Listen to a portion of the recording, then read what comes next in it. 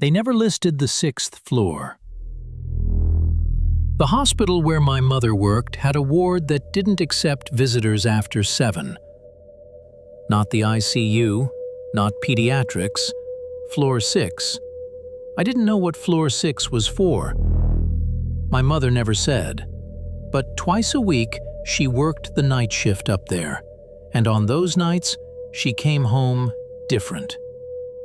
Quiet, careful, like she was still following rules even in our kitchen. I was 16 when I started picking her up after her shifts. My father traveled for work and she didn't like taking the bus that early in the morning. The first time I went inside to find her, the elevator wouldn't go to 6. The button was there, but when I pressed it, nothing happened. No light, no sound. The elevator stayed still. I took the stairs instead. The door to the 6th floor was locked from the stairwell side. There was a key card reader and a camera above it. No window, no sign. I went back down and waited in the lobby. When my mother came out, I asked her about it. She said floor 6 was a special unit. She said they had different protocols. She didn't say what kind. The second time I picked her up, I arrived early, around 5:30 a.m. while it was still dark. I sat near the elevators and watched the display. At 5:47, it lit up, descending from 6. When the doors opened, a doctor stepped out and walked straight toward the exit. He didn't stop at the desk, didn't look at anyone. He was wearing gloves, the kind surgeons wear, but he wasn't coming from an operating room. He threw them in the trash by the door and left. 2 weeks later, my mother asked me to stop coming inside. She said she'd meet me in the parking lot from now on. She said the hospital was updating their security and didn't want non-staff in the building before 6. I didn't argue, but I started noticing her shifts were changing.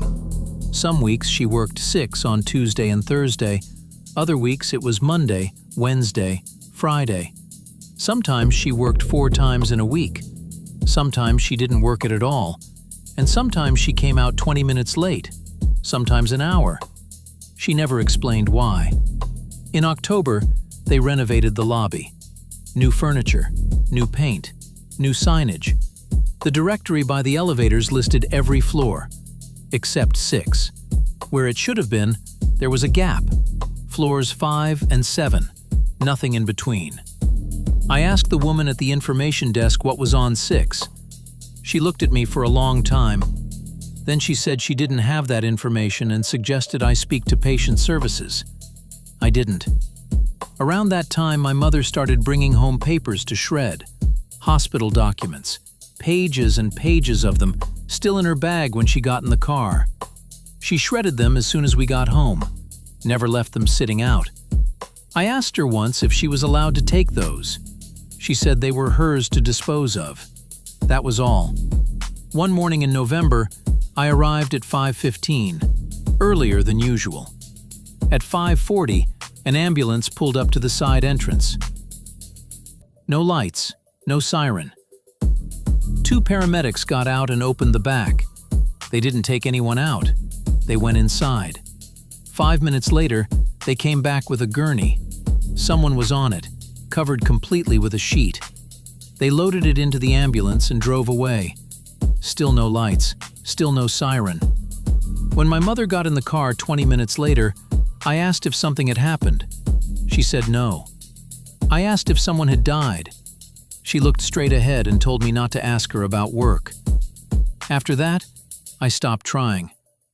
But I started paying attention to the schedule posted in her home office, the one she used to track her shifts. In December, she worked 6 4 times in 1 week. Then she didn't work it again for 3 weeks. When she finally went back, she came home with a bandage on her arm. She said she'd bumped into a cart. The bandage stayed on for 6 days. In January, the hospital sent out a staff memo. My mother left it on the counter, and I read it while she was in the shower. It said floor 6 would be temporarily closed for facility updates. All staff assigned to the unit would be reassigned. Estimated reopening? March. My mother wasn't reassigned. She stopped going to work. She said she was taking a leave. She said she needed time to think about whether she wanted to keep working nights. 2 weeks later, a letter arrived. It thanked her for her years of service. It said her resignation had been processed. It wished her well. She hadn't resigned. I wanted to ask her what happened, what floor 6 was. But the morning I found the letter, she was in the kitchen, staring out the window. She didn't hear me come in. She was whispering something under her breath, over and over. I couldn't make out the words. When she finally turned around, she smiled. She asked if I wanted breakfast. I said yes. We never talked about the hospital again. But sometimes, late at night, I still hear her whispering.